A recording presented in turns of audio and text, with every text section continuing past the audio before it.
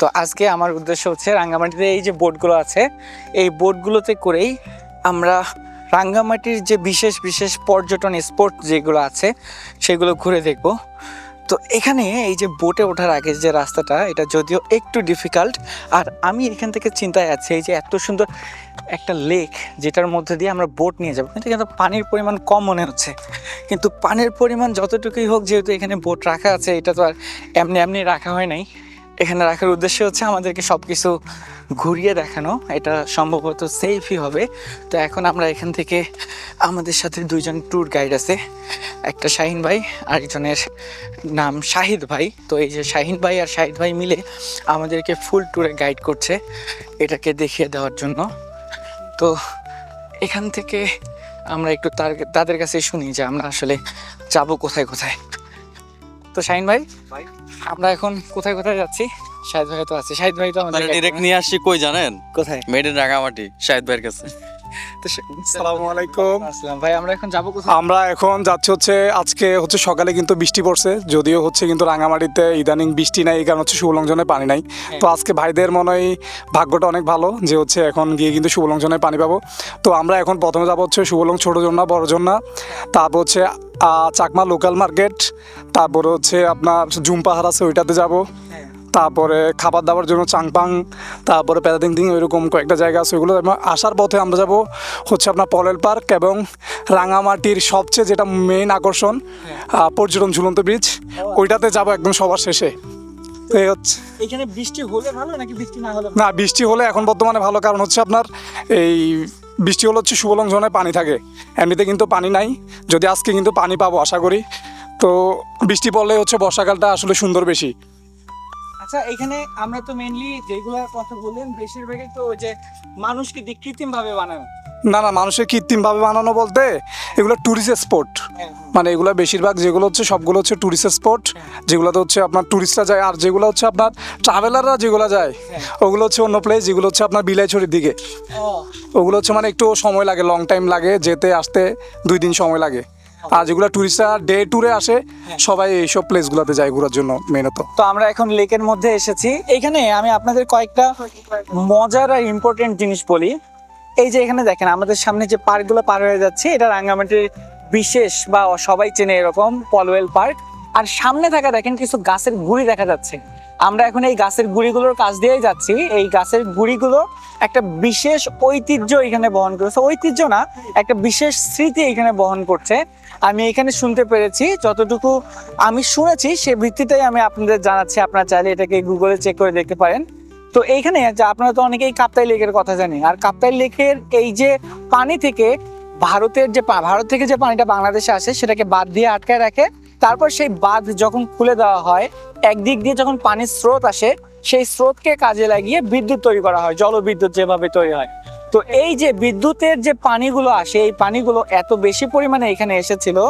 এই যে এখন আমরা যে লেকের মধ্যে আছি, এটা আগে নাকি রাজা বাদশাদের একটা থাকার জায়গা ছিল, এখানে রাজপ্রাসাদ ছিল। আর এই রাজপ্রাসাদের পাশে এখানে সমতল ভূমি ছিল। সেই সমতল ভূমিতে যারা আদিম উপজাতি ছিল, চাকমা, মারমা, তারা সবাই একসাথে এখানে বাস করতো। তো যখন এটা ফ্লাডিং হয়ে যাচ্ছিল, এখানে এই যে লেকের মধ্যে আছি, এই লেকগুলো যখন ডুবে যাচ্ছিল, তখন আশেপাশে থাকা চাকমা, মারমারা এখান থেকে উঠে গিয়ে পাহাড়ের উপরে অস্থায়ী বাড়ি বানায়, যে অস্থায়ী বাড়িটাই পরবর্তীতে স্থায়ী হয়।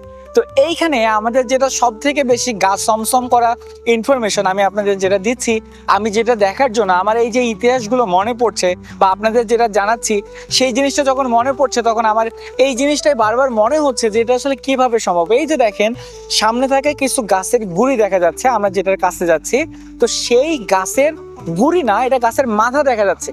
তো এই যে মাথা যদি এখানে হয়, এটা নাকি 100 বছরের বেশি সময় ধরে ঠিক এভাবেই দাঁড়িয়ে আছে। গাছগুলোর বয়স দেখলেও কিন্তু একইভাবে অনুমান করা যাচ্ছে যে এগুলোর বয়স এই 100 বছরের কাছাকাছি হবে। তো এই যে এত বয়স্ক কিছু গাছ, যদি এটার মাথাটা এখানে হয়, তাহলে গুড়িটা কত নিচে, তাহলে এটা কত উপর পর্যন্ত পানি এসেছে একবার চিন্তা করেন। তো এটা ভালো নাকি খারাপ আমি আপনাদের ভালোভাবে বোঝাই বলতে পারছি না, তবে আমরা একটা বিশেষ স্মৃতিময় জায়গা দিয়ে যাচ্ছি, যেটা আগে একরকম ছিল, এখন আমরা এটাকে অন্যভাবে দেখছি। তো এই যে এখানে আমি যে গাছের গুড়িগুলোর কথা বলছিলাম, আমরা কিন্তু গাছের গুড়িগুলো আরো কাছে চলে এসেছি। তো একবার আপনি চিন্তা করেন যে যদি আপনি এখানে আসতেন, এই জিনিসটা যদি দেখতেন, তখন আপনার কাছে কেমন মনে হতো। আর দূরে এই যে বড় বড় পাহাড়, আমি জানি ক্যামেরাতে এটাকে দেখতে পাওয়া একটু টাফ, ক্যামেরাতে কিন্তু এটাকে অত বেশি ভালোভাবে বোঝা যাচ্ছে না, তার কারণ এই পাহাড়গুলো যদিও দূরে, আর এটাকে দেখতে এই ক্যামেরায় আরো ছোট মনে হচ্ছে যে দূরে কোনো বাড়িঘর দেখা যাচ্ছে, কিন্তু অ্যাকচুয়ালি এইগুলো এত নিচে, আমরা এখন এত উপরে আছি যেখানে কিন্তু মেঘ আমাদের নিচে অনেক সময় চলে আসে। তো আমি যেহেতু আপনাদের কিছু গাছের কথা বলছিলাম, এই যে এখানে কিছু বাঁশের গাছ দেখা যাচ্ছে, আর এই যে যে স্মৃতিময় যে গাছগুলোর কথা বলছিলাম, আমরা সেটাকে পার হয়ে যাচ্ছি। তো আমাদের যেহেতু এই ভিডিওর উদ্দেশ্য হচ্ছে অনেকগুলো স্পটকে একসাথে কাভার করা, তো আমরা এখন এখান থেকে যাব আমাদের পরবর্তী স্পটে। তো আমরা চলে এসেছি সেই শুভলং ঝর্ণায়, কিন্তু কপাল খারাপ, আজকে ঝর্ণার অবস্থা যেরকম ভেবেছিলাম সেরকম না। আমরা একটু শাইন ভাই একটু সামনে থেকে আসতেছি। হ্যাঁ চলেন। এখানে পানি থাকার কথা ছিল, মানে এখানে তো সবসময় পানি থাকে এরকম না, তবে ভেবেছিলাম যেহেতু আজকে বৃষ্টি হচ্ছে হয়তো বা ঝর্ণায় পানির দেখা পাবো, কিন্তু আমাদের লাক খুবই খারাপ, আজকে এখানে পানি নেই। আচ্ছা, এটা কিসের গাছ? এখানে একটা গাছে অদ্ভুত রকমের ফল দেখা যাচ্ছে। যেহেতু আমরা শুভলং ঝর্ণার উদ্দেশ্যে এসেছিলাম, এখন আমরা এখান থেকে আরেকটু সামনে যাব, গিয়ে দেখবো যে ঝর্ণার অবস্থা কিরকম।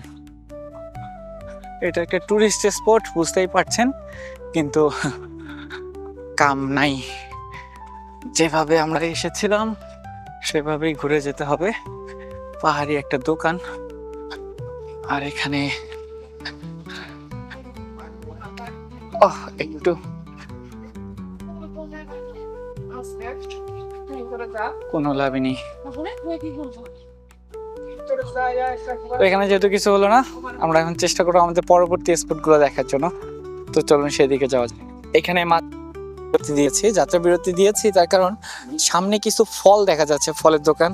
তো সম্ভবত এখানে ডাব বা এই রকমের আনারস টাইপের ফলগুলো আছে, আমও দেখা যাচ্ছে। এগুলোর দাম কমে হওয়ার কথা, ওইটুকু পানি দিয়ে কি হবে। এখানে সামনে একটা ঝর্ণা দেখা যাচ্ছে, যেটা একদম সামান্য পানি। তো আমরা এখন এখানে দেখবো যে এই ফলগুলোর দাম কিরকম। ডাবের দাম অনেক বেশি। আনারস কত করে? দোকানদার 10 টাকা। কালকে কি নাম তোমার? সিসি। এ দেখছো ক্যামেরায় তোমাকে দেখা যায়, তুমি তো খুব সুন্দর নাচো। এই যে ড্রোনটা দেখছো, ওইটা আমাদের। তোমার বাড়ি এখানে? কোথায় থাকো তুমি?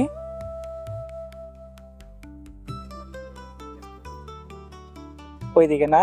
তুমি বাংলা বলতে পারো না? তোমাদের ভাষায় কথা বলো? তুমি স্কুলে যাও? কোন স্কুলে পড়ো?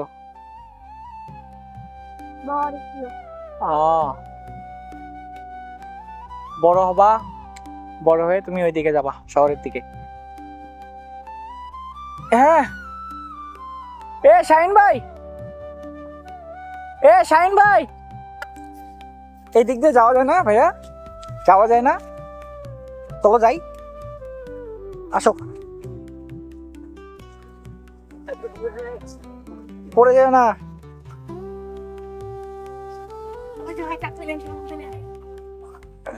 ওটা ওই যে আমাদের ড্রোন।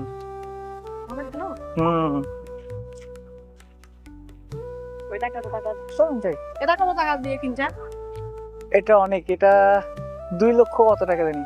ওই যে ওইদিকে দেখো আমাদের দুজন উড়াচ্ছে। হ্যাঁ, তুমি তো খুব সুন্দর নাচো, আরেকবার নাচো দেখি। এখান থেকে ভয়ও লাগছে যে এখানে সাপ আছে নাকি। তো একবার চিন্তা করেন, তো অস্থির একটা জায়গা। ও এখানে শামুক আছে, পা কেটে যাবে। পচা শামুককে পা কাটতে হবে। তো আমরা এখন এখান থেকে উপরে উঠবো। তো হাঁটতেও ভয় লাগতেছে, সাপ টাপ পোকামাকড় আছে কিনা।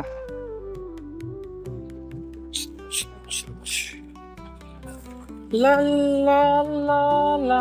তো রাঙামাটিতে হয়তো বা এটাই আমাদের লাস্ট। তো এখন আমি যেখানে আছি এটা তো বুঝতেই পারছেন, এটা নিয়ে আলাদা করে আর কিছু বলতে হবে না। এটা রাঙামাটির খুবই ঐতিহ্যবাহী পর্যটন স্পট ঝুলন্ত ব্রিজ। তো সেই ঝুলন্ত ব্রিজে আসলে এটা তেমন আহামরি দেখানোর কিছুই নেই, জাস্ট একটা ব্রিজ। কিন্তু এখানে যদি আসেন, এখানে এই যে আশেপাশের এখানে অনেকগুলো বোট দেখতে পাবেন। এই বোটের এখানে কিছু ফলের দোকান যেগুলো খুবই সস্তা, আপনার চাইলে এখান থেকে যেখানে কিছু নিতে পারেন। ঠিক আছে, সস্তা রাঙামাটি খুব সুন্দর, হ্যাঁ, ভালো। আর এদিকেও সেম একটা বোট রাখার জায়গা। আর এই যে যে লেকটা, লেকের কিছু অংশ থেকে এদিকেও গেছে। আমি যদি একটু সামনে থেকে আপনাদের এই জিনিসটা আর একটু দেখিয়ে দেই, তাহলে আপনি এই জিনিসটা আরো ভালোভাবে বুঝতে পারবেন। আর আমি যে এখানে আপনাদের পলোয়েল পার্কের কথা বলছিলাম, সেই পলোয়েল পার্ক ঠিক এই দিক থেকে সামনে গেলেই, যারা রাঙ্গামাটিতে ঘুরতে আসে তাদের কাছে এই যে এখানে এসেই মোটামুটি সবার কমন একটা প্ল্যানই থাকে যে এখান থেকে পলোয়েল পার্কে ঘুরতে যাবে। ঠিক এই যে বোটগুলো এখানে দেখেন, যে এই সানসেটের সময় আমরা যেহেতু সন্ধ্যার আগে আগে এসেছি, এটা কিন্তু খুবই সুন্দর লাগছে। তো আপনাদের কার কাছে এটা কেমন লাগলো, অথবা এই রাঙ্গামাটি ট্যুরের এই পর্বগুলো কেমন লাগলো কমেন্টে জানিয়ে দিতে পারেন। এতক্ষণ সাথে ছিলাম আমি হৃদয়। সবাই অনেক ভালো থাকবেন, আমার জন্য দোয়া করবেন। আসসালামু আলাইকুম।